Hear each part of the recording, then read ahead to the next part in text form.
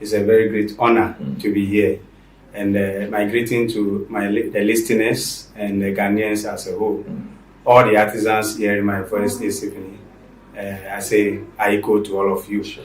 Yes, Artisans Association of Ghana, as you rightly mentioned, is a non-profit making organization that started in the 2012. We've registered it formally, and we are in operation from that time as of today.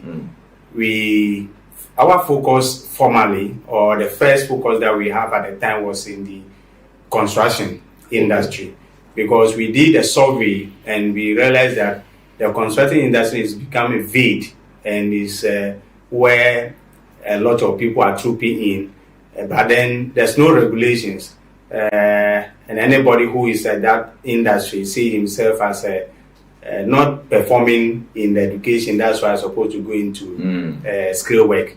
So we find it that it's an opportunity for us to come together as a unity to work and skill up ourselves, our skill, protect our images, see to our welfare and all that. So when we started working with other organizations. We work with the MasterCard Foundation, we work with the global communities, we work with OIC, World Service of Canada, WUSC, we work with GIZ and other partners, just to bring these artisans up. And as I'm talking to you, Artisans Association of Ghana, we are having about 28,000 or 30,000 database of artisans in Ghana.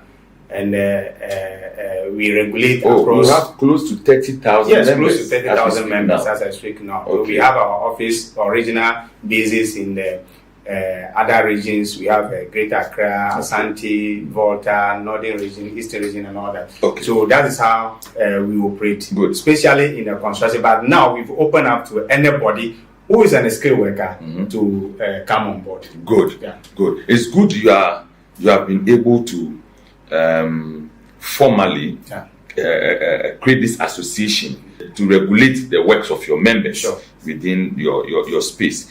One thing we will all attest to as a nation is that we kind of look down upon artisans. If somebody is a carpenter, somebody is a mason, somebody is a painter, whatever, we don't seem to place so much value on these people, but they are the very people that also provide us very essential service. Imagine your tap flowing at home. You try to close or you try to log and it's not closing. Nothing happens. And the water is flowing. And there is no plumber nearby. How do you solve this problem? Your water bill will go high. Your water bill will go high. The government will also lose. Exactly. But when the plumber comes in a matter of 5, 10, 15 minutes, your problem is solved. So you are essential service providers. What do you think are some of the reasons why we look down upon such trades or such professions? Okay, so I think it's a mindset. That needs to be changed. The mindset of we the Ghanaian, or where the education ladder that we were climbing at the time, in the time of our colonial masters, they colonized everything of ours, and including our skill work. So they give us education of you being a messenger. So the messenger, you have to be in a tie, put up your white and black shoe, and you have to be in the office, do this for me, do that for me. So we were brought up in that angle that anybody who is in tie or anybody who is sitting in the office somewhere, that person is important, that you the one who is using a skill or using a tool. So you are using the tools. So in our education ladder also doesn't give us a mandate to upskill or upgrade. So when you complete your GHS and you are not good in education, or you can't write or you can't speak English like Gideon, then your father will ask you, your uncle is a carpenter in Accra, so go to your uncle and go and study carpentry. So you go to your uncle, you become a messenger for your uncle. You will be there for 2, 3, 4 years, and you become a carpenter. So that is where we were built up. But then it became an industry where you see a lot of people going in there because the challenges of climbing the education ladder also become a problem. So most of our artisans find themselves on a roadside where you are with one master, and that one master, the mindset that he has, that's what he transferred into you. Okay. And we also see ourselves that so far we become a masters, we see ourselves that we are professionals, so we don't need any help again. So the mindset of a Ghanaians is that so far you are an artisan, you are holding a tools, you are not included. But then I think in your submission or your introduction, you said that in their homes, the homes who put it down is an artisan. The doctor where he is operating is the artisan that put that building. Right. All the machines that he is using to configure and do the tests is the work of artisan. The dress that you put on, the food that you eat, everything, the lawyer who is there, where he's sitting to do his law job is the artisans. But then we don't place the important on that skill. So we neglect it, and it become today we are saying informal because we think that that area is not formalized. Exactly. The formalized is that your pay is not coming from controller and accountant. That's right. So anybody whose money is coming from the controller and accountant is the one working in a formal way. Gideon, I have observed critically that in recent times, you see most artisans working in Ghana coming from our neighboring countries, Togo, Ivory Coast, and the likes. I agree with you. You get to a project site, a construction project site, and over 90% of the workers at the site are foreigners. You see them, you hear them speaking French here and there. What is happening to our sector? Why is it that we are having most of these artisans working on our projects within the country, coming from our neighboring countries, and rather not Ghanaians? What is contributing to this? There's a lot of factors that contribute to migration. Yes. And as you testify, we the Ghanaians, so we are also fighting to migrate to somewhere. And so everybody is trying to relocate to different environments. This is one thing. But then the major one is that when it comes to contract in a formal contract that we are giving, there's a road construction, or you are building a higher building that you need a lot of people to work with, you are on time as a contractor, and you can't be waiting for an artisan who is comfortable in his home in Ghana here, who will come to work from 9 o'clock. When you are calling him, he say that, oh, I'm in the traffic and so before he get to the site, it's 9 o'clock. Now, from 9 to 4 o'clock, he says he close. But as that contractor, you are to finish the contract maybe within 1 month, within 2 months. So this will force you to go and bring more hands who are coming from different countries to come and stay aside. So they are coming to sleep aside. They can work up to 6 o'clock even in the evening. And you have another from 4 to 6, you have another 3 hours working. But if it's a Ghanaian, 4 o'clock the person are closed. From 9 to 4 the person are closed. But the other 3 hours that is left, we are losing. So as a contractor, we would prefer bringing some people or somebody outside who will come and stay aside and deliver for him to get his. So how are you able to draw members to the association?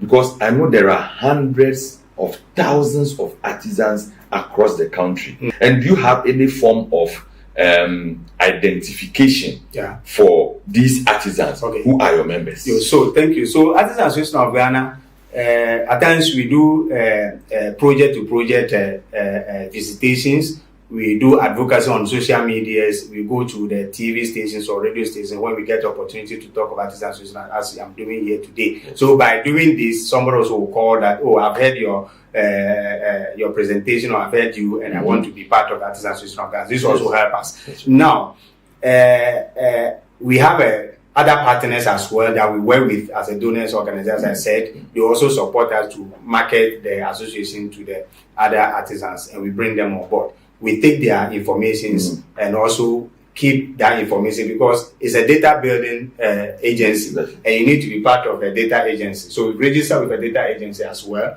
and they've given us a license to operate. Now, if you are coming to Artisans Association of Ghana or you become a member, you need to have an Artisans Association of Ghana ID card. And this ID card gives detailed information about you, your location, your telephone number, your profession that you are in, and the duration of the ID card that you are holding. We did this because we want to formalize the system so that when anybody go to some place and this person come to your house and say that, okay, I'm part of Artisans Association of, this is my card. Confidentially, if you are giving that person even a money, you have that confidence to give the person money because you know that when he ran away, Artisans Association of Ghana will never run away. You will trace him to Artisans Association of Ghana. So we give you an ID card. So all the members across Ghana who is part of Artisans Association of Ghana, they have an ID card which shows that they are part of us. So we are advocating saying that if you have anybody coming to your house, just like what the Energy Commission is doing with the electricians today. So Energy Commission certify the electrical electricians and saying that anybody who comes to your house, if the person is not qualified or licensed electrician, the person cannot wire your house and they can give that person power. This regulates the electrical part. So it does the electrical part alone. What about the other side? So we are saying that with our card, anybody coming to you, when you see the card, you will know that this person is a professional person. It's coming from professional organizations. And if you are looking for that person, you can find him with the AAG. So all the almost 30,000 members of the association, that the Artisans Association of Ghana, have their membership ID cards. So it means that if an artisan from your association is going to work on any project, they have a card to show that in case you are looking for me or something doesn't go well, just trace this card to the association and you will be able to locate me, and the necessary punitive actions can be taken against me if I don't do something right. Is that what you are doing? That's what I'm saying, and that's what we are doing. And you know, Ghanaians, as we are, we don't pay attention to some petty things. I can testify to you that this is one of these things that is happening in Takrady. You know, Takrady is now dominated by expatriates because of the oil issue. So most of the people, most of the artisans who are Artisans Association of Ghana members, some of them will call me and say, boss, for me, even this, we don't write application. The only thing is that you go to the company, you show your ID card, I'm coming from Artisans Association of Ghana, and this is what I can do. An expert is seeing the card alone, give you the confidence, okay, do this, let me see. Doing it, then you've gotten a job. So I, on the view that if we can pay attention to these issues, even the experts that are coming into the country to work, as I said, we are not saying that they shouldn't come. What is the government getting from them? The government is not getting anything from them. But when they come, just like going to the other countries like America and those things, if you are a welder from Ghana to the America, if you want to work as a welder, you need to join American Welding Society before you can work as a welder. If you are a plumber, you need to join a plumbing society. Do you have anything like this in Ghana for the experts that come here? We don't have, and what we are trying to do, or what the airline is trying to do, is that now they've given an airline to the Council Institute of Engineering, Council of Engineering, to license all the professionals, engineering professionals, including the artisans. But then licensing them alone doesn't make it happen. We need to enforce it. When we are enforcing it from the site, a contractor bringing somebody or want to employ somebody, want to say that, okay, let me see your ID card. If you don't have this ID card, you don't come to my site, because it's also come with another cost. That those people that you brought into the country to come and deliver a project for you, excuse me to say, at that site, if something disaster happen, all those people, at least the number of people that will die become a burden to the government. Health and safety issue. Other issues are there. But the government doesn't know them. It doesn't even generate anything from them.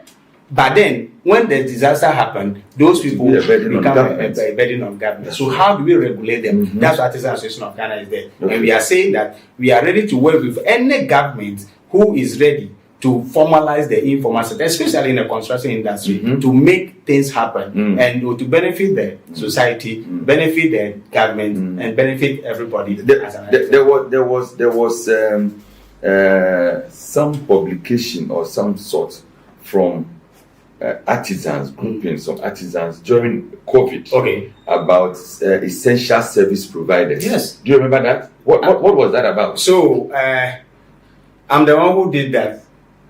Okay. So what was it? When COVID came, yes, and the government laid an embargo of movement, and we said that only the frontliners that will go out to go and work. So I said no. If the frontliners alone, who are the frontliners? Yes. The doctors, the soldiers, the nurses. Yes. Okay, but children are home. School is not opening. Everybody's at home. So somebody is just going to open the water and the tap will break down and the water will be gusting. The electricity, there's a fire. Who will come and do it? It's an electrician. Yes. So I released a press saying that, so if anybody having Artisans Association of Ghana ID card is also a frontliner. It's essential service provider. It's going to deliver somebody. So these people should allow to move. And I can testify if maybe a line will be open for the artisans to call today. Most of the people who get the benefit will tell you that yes, I use Artisans Association of Ghana ID card to move from here to this place to do work and do that. And that because essential service provider. That's right. So if you are not there, the government will lose. There will be a disaster and a lot of things will happen. This is the importance we need to place on artisans. Now, how are you able to determine your payments? There is also the notion that some artisans overprice when it comes to even buying your materials. The materials. Yes. Buying materials to work, they overprice. If the material is expected to be 10 Ghana cedis, they put 15 Ghana cedis or 20 Ghana cedis, double it for you to pay. Why do we see artisans do that? So let me say this and we'll laugh at it. Yes. I think this is not artisans alone. Okay. You can testify to the public account committee. Yes. And somebody from Kumasi, you see the inflation of the buying of a monitor alone. How much somebody is buying monitor, and the monitor was not bought, but the monitor has found himself in the records. The records. you get what I mean? Yes. So it's everywhere, and it is in all the industries. Now, yes. So address the issue of how you determine payment. Payments. Yes, that is one major issue. I am advocating for any government or any agency who can support to address the payment of the artisans in the country. Okay. Are we looking at hourly work?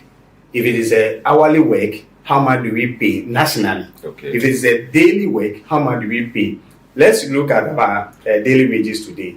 If you calculate the daily wages even on 20 Ghana cedis, which is 19 point something, if you calculate on 20 Ghana cedis, you could see that 30 days is about 600 Ghana cedis.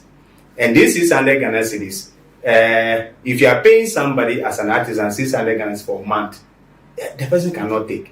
So even that's why the Chinese companies and other companies that are coming, they are paying maybe 800 Ghana cedis and 1,000 Ghana cedis. And the person will tell you, I'm paying higher than what even the minimum wage. The minimum wage. Now, and the minimum wage that the contractor also used to calculate the contract bidding. So you're also using the minimum wage to calculate the payments. Okay. You get what I mean? Okay. But then, let's say as individual floating artisans, and you call me to come to your house to come and work for you. Maybe you want me to come and change a bulb. You have been trying to change it, but you couldn't make it. Yes. Your water is gassing out. You were trying to change it, you couldn't make it. Then you call a plumber to come. The plumber came. Just a few minutes, 30 minutes or 1 hour, he has solved the problem. If I charge you from Tema to East Legon or from Tema to Accra, and I spend maybe 40 Ghana or 50 Ghana, on transport. On transport. Yes. My going also will be another 50 Ghana, so 100 cedis. Yes. So if I charge you 200 Ghana cedis or 300 Ghana cedis, you will tell me that what have I done to charge that money? Mm-hmm. You just came and changed bulb, and you are telling me to pay 300 Ghana cedis. How much is the bulb? Okay, you can use the bulb to calculate. No, but the professional knowledge that he used, and also the time and the inconvenience that is in his traveling, all have to calculate it, and that is why artisans are charging by day. Now, if you call a mason today to come or professional artisan today to come and work for you for by day, we calculate the by day from 8 o'clock to 4 o'clock. 8 hours. 8 hours. This 4 o'clock to 8 o'clock. I'm laying block with you, or I want to lay block. They are charging what 250 Ghana cedis a day. If it is concrete work, some of them are charging 300, some of them are charging the 250. But the labourer is charging 160, 200. Now, the problem here is that is where you, the client, also need to regulate or control these artisans, the money that you are paying. So if I want to calculate, somebody will calculate it. So if you are getting 200 Ghana cedis or 250 a day in a month, see the amount that you are getting. You are even making money than a lawyer. You are making money than even a minister. Yes. No, but then the person doesn't get this every day. A minister sitting down somewhere, every 28 days, there's a money going to his account. Yes. Whether he worked or not. That's right. But the artisans is not assured of all the year work round. all year round. Even in the week, at times you can do one work and be at home for another 3 months before one will come. So if you calculate it like that, you'll be mistaken. And that is why the industry is not lucrative for everybody to go in. How are you able as artisans to reach formal arrangements with your clients when you are called upon to render these essential services? Yes, so the contract basis issue, maintenance job cannot be on contract. Sure, definitely. And when it comes to maintenance, it's also one of the difficult things to be done than even being a new project. So that is where I am advocating that we need to have a national intake from the TUC and the Minister of Employment or whoever supposed to come in. Mm-hmm. Let's all come and look at how much nationally we will be given daily. The work of artisans happen to be a very, very, very, very essential one. Imagine putting up a project, a 6-7 bedroom apartment. You have spent so much to go and buy, for instance, roofing sheets to roof this building. Yes. It will take artisan to come and fix, these carpenters to come and fix. If this artisan comes and doesn't do a professional work, you realize you have spent millions of cedis to put up this gargantuan edifice, but you cannot sleep in your house when it rains. Why? Because an artisan has not done his work professionally. Good, the roofing sheet have not been well laid. So that whole project, you can't live in it peacefully. So who are you responsible? That is the question I want to ask you now. Who do you hold responsible in this situation? Yes, that if there's a contract, the artisan need to be held responsible. So the artisans need to be regulated. Yes, and there must be clear-cut contracts signed between the service provider, that the artisan, and the client who is giving you this service. So that at the end of the day, the expectations that are clearly spelled out in the contract are clearly followed. So that if you have not given me satisfaction, you have not given me satisfaction of what I want you to do, I can call you back to come and fix it. Not an extra cost on me, but you have to fix it. So these are the understandings that we need to formalize between artisans and the clients that they are serving. It's perfectly that is how it's supposed to be. This is what the National Artisans Empowerment and Formalization Project is here to solve. So that we can empower our artisans, we can build the capacity of our artisans and be able to formalize their operations. And by so doing, we will be happy together as a nation. Yes. An artisan comes to render service, you are happy because the person has rendered professional services. So what will be your final words of? Yes, so thank you for giving me the opportunity for the final words. To summarize, we have today a Federation of Artisans, Professional Artisans Associations in Ghana, or Professional Steelworkers in Ghana, called FECTAC. And our office is at the GTV at the opposite of Asin Chapel on the Motowi, former MVTI office. We have about 50 professional associations under this regulation, which is a federation. I'm part of them. And so we are all there and we are ready as industry players to judge with the government or any individual who want to do something or to regulate or to come to our aid for us to support this initiative. We are ready to do that. We can call for any meeting, we can call for the artisans themselves, wherever, any region, any district that we want to go. When we call our members, they will come. The government, you are there to look at the government opportunity, what do you call it, people to come in, the Minister of Employment, Minister of Labor, Industry, Youth Employment, and Western Housing, the road, and other agencies who are there. We can bring all of them on board. Artisan Association of Ghana, with this project, we are ready to be on board 24 hours. We can support the little that we can also do to make the project success. That's my conclusion, and my greeting to everybody once again. All the members of Artisans Association of Ghana across Ghana. Thank you. So, viewers, we are today looking at our artisans across the country, the work they do, the essential services they provide in our various homes, our offices, and wherever we find ourselves. The masons, the carpenters, the mechanics, the painters, the plumbers, the dressmakers, hairdressers, all over, and they are all around us, and they are the very people that provide us the essential services that we need as a people to move on, even as a nation, as we are building our infrastructure, our roads, our offices, our homes, and all of you. It's taking the artisans to put all of these things together. So artisans are everywhere, and we need to look at how best to support them, to give them the necessary guidance to be able to give them the services satisfactorily as we look forward to. This is why Global Volunteers Corps, we are leading a charge on this project called the National Artisans Empowerment and Formalization Project, which will be launched on the 16th of October here in Accra. And we look forward to very great collaborations that will cause us to be able to do this, do it well, and bring very good success to this nation.